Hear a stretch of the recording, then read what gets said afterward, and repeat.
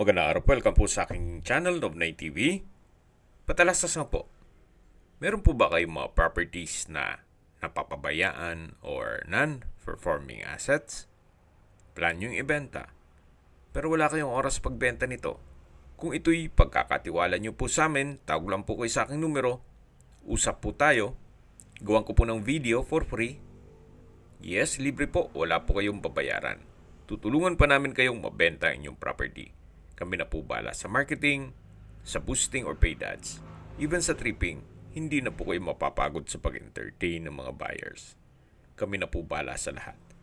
Tawag lang po kayo.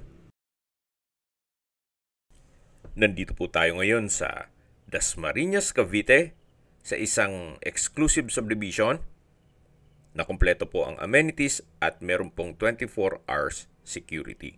Ito pong bagong video presentation natin ay isang residential property na may lot area na 285 square meters. Then ito naman pong 2-story house ay may floor area na 210 square meters. Meron pong 5 bedrooms, 3 toilet and bath, 2 carport at garden. Kaya po, tungayin niyo po, napakaganda po nitong property. Ito po ay well-maintained kaya ready for occupancy. Meron pong mga side garden hanggang dun sa dulo. At ito po yung covered carport na kakasya ang 2 SUV. Actually, kung compact cars ay kaya ang 3. So yan po yung side garden. Dito po sa kabila ay may bakanting spasyo para sa garden set. Then meron pong grotto.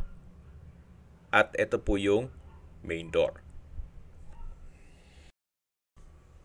May aluminum screen door. At samahan niyo po ako. Pasok po tayo. Welcome po dito sa bahay ni Madam. Ito po yung living area o salas na napakalaki ng espasyo. At meron po itong customized glass window sa dulo. So, ilan pong mga kagamitan ay kasama po. Hindi po lahat, pero mga paintings. Pero meron pong sala set na kasama, dining set, 2 aircon, 2 heater at 2 double bed. So ito po yung living area o salas. Then dito naman sa side na to ay yung dining area.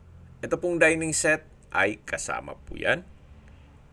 Then meron pong customized glass window at sa dulo ay may access glass door with security grill. Papunta naman dun sa setback. Mula po dito sa dining area, dito naman po nakapwesto ang stairs o hagdan. At meron pong understair storage. So mula po dito, lipat tayo sa formal kitchen. Dito po sa formal kitchen ay may kitchen countertop, gas range, range hood, kitchen window, breakfast table, kitchen cabinets and drawers, wall-mounted rack, then may 2 kitchen window, at storage ng kitchen utensils. Dito po nakapwesto yung double stainless sink with faucet.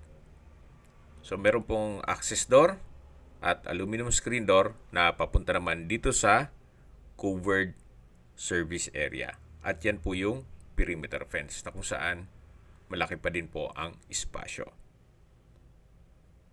So balik po ulit tayo dito sa loob. Ito po yung formal kitchen. Yung sa dulo po na may mga alak ay pwede rin pong gawin na pass-through window para hindi na po iikot mula dito kung may is-serve na pagkain.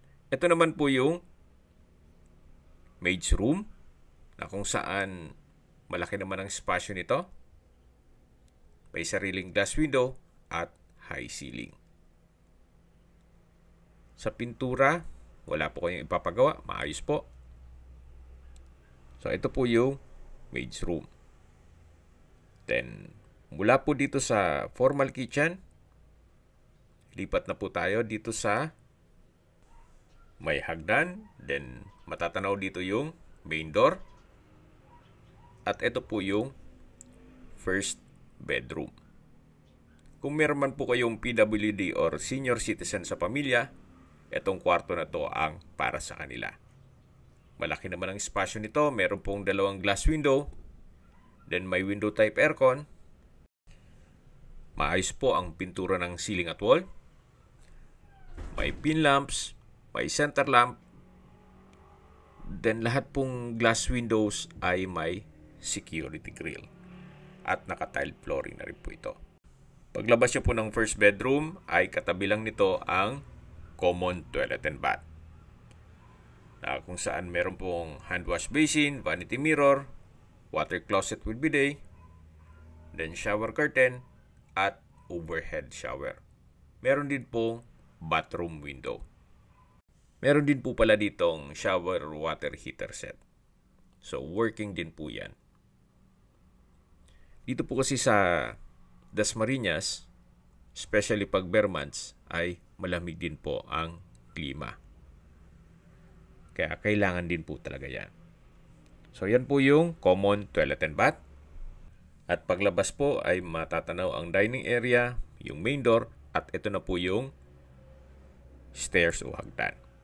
Ito po yung naka-wooden handrail and railing, then naka-tiled staircase. Meron din po itong staircase window na nag-serves as natural sunlight dito po sa area ng hagdan. Samahan niyo po ako, akyat po tayo. At nandito na po tayo sa second floor. Ito po yung family area. Then, ito pong sala set. Hindi ko alam kung isasama pa yan or yung sa baba. So, depende po sa pag-uusap na lang ninyo ni Madam kung alin ng magiging freebies. At check po muna natin itong pangalawang kwarto na kung saan naka-solid wood door. At ito po yung master's bedroom. Napakalaki po ng spasyo. Meron pong customized glass window. Wooden design itong tile flooring. May center lamp. Then maayos po ang pintura ng ceiling at wall. May window type aircon. At may sariling toilet and bath. Ito po yung naka-solid wood door. May ceramic pedestal sink. Then, vanity mirror, water closet with bidet, then naka-tiled bathroom wall. Dito naman nakapwesto yung walk-in closet. From floor to ceiling po yan. Then, meron pong enclosure dito para sa bathtub. Naka-tiled bathroom wall na rin po dito. At may shower holder. So, ito po yung toilet and bath dito sa master's bedroom. Labas po tayo. Tunghayin niyo po ulit itong master's bedroom na kung saan napakalaki po ng espasyo. Then, sa CCTV naman, yung mismong box ay hindi po kasama. Pero yung mga camera, iiwan na daw.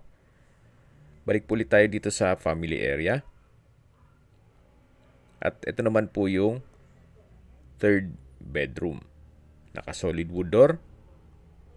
Then, malaki din ang espasyo. May dalawang glass window with security grill. Maayos ang pintura ng ceiling at wall. May pin lamps. Then, wooden design itong tiled flooring. At meron din po itong wardrobe. So, ito po yung third bedroom. Labas po tayo. Paglabas nyo po dito sa third bedroom, ito naman ulit yung family area. At sa dulo ay may glass window. Ito naman po yung fourth bedroom. Naka-solid wood door. Then sa spasyo, malaki din po siya. May dalawang glass window with security grill. Naka-ceiling cove design. May center lamp. Then wooden design itong tile flooring. At meron din pong wardrobe. Na from floor to ceiling din po yan. So, ito po yung fourth bedroom. Yan, mula po dito sa kwarto ay katabi lang niya ang common toilet and bath. Maayos naman po ang mga toilet fixtures nito. May water closet, may hand wash basin, naka-tile bathroom wall, may bathroom window, shower water heater set, na working din po yan. at may shower curtain. So ito po yung common toilet and bath dito sa second floor na malapit lang dito sa fourth bedroom. Yan po ulit yung family area. At meron pong access glass door na papunta naman dito sa balkonahe o terrace na kung saan may security grill na rin po. So mula po dito hanggang dun yan sa may pasad. Habang nag-iikot po tayo at pinagmamasdan nyo po itong buong property, maisingit ko lang po ang distance, location at travel time. Mula po sa mga malls gaya ng SM at Robinsons Dasmariñas, pati po Asia Medic Hospital, ang distance is 2.1 kilometers at ang travel time is 7 minutes. Opo, napakalapit lang po nito sa mga malls at hospital. At yan po yung lagi kong binabanggit sa aking video na dapat nyo i-consider sa paghanap ng property, yung meron pong malapit na hospital. Hindi ko naman po sinasabing sakitin kayo, yan naman po for emergency purpose lang naman. At mula naman po sa St. Paul College, Island Park Campus, ang distance is 3.7 kilometers at ang travel time is 8 minutes. Mula naman po sa De La Salle University at Emilio Aguinaldo College, ang distance is 6 kilometers at ang travel time is 15 minutes. Mula naman po sa Manila o sa airport, ang distance is 41.9 kilometers at ang travel time is 1 hour and 10 minutes. Ganun po kaganda ang lokasyon nitong property at hindi lang po doon, ito po'y malapit mismo sa Governor's Drive. At access roads papuntang Villar City. So bababa na po tayo. Mula po dito sa hagdan, matatanaw natin yung dining area, yung formal kitchen, at yung main door. Then yan po yung living area kung saan napakita ko na sa inyo kanina yan. Paglabas po dito sa main door, yan po yung garden set. Then may pine tree, yan po yung pedestrian gate, yung main gate, ito po yung covered carport. At dito naman po yung side garden. Then dito po yung open lanai. Mula po yan sa may dining area na kung saan meron din pong security grill. So pag diniretso nyo po ito, dito naman yung covered na service area o laundry area. Yan po tayo lumabas kanina. Yan po yung papasok naman sa formal kitchen. Ito po yung concrete fence. Then, dito po sa kabilang side ay malaki din ang espasyo. Pwede po pong maglagay ng garden dito. At dito po ilagay yung garden set para malaki ang garahe dun sa harapan ng bahay. So, depende po sa magiging use nyo dun sa vacant space na yon. Okay, sa presyo na po tayo. Binebenta po ito ni owner sa halagang 12 million pesos net. Ibig pong sabihin si buyer na po ang sasagot sa lahat ng taxes at expenses with regards to documentation. Good deal na rin po ito. Sa opinion ko lang naman, good deal na po ito. Sa laki ng bahay at may lot area na 285 square meters at wala naman po kayong ipapagawa sa bahay. So, depende pa rin yan sa assessment niyo. Yan naman ay opinion ko lang naman. Sa mahal po ng construction cost ngayon, materials at labor, malamang hindi po aabot ang 12 million ninyo kung bibili pa kayo ng lote. At ganito pa kalaki ang papagawa niyong bahay. Okay, kung may mga katanungan po kayo, tawag lang po kayo sa aking numero. At sa mga kababayan naman natin na nasa ibang bansa, meron po akong Telegram. Sa mga iPhone user naman, may iMessage. Meron din pong Imo, Skype, Viber at WhatsApp. Same number lang po, 0917-316-3399.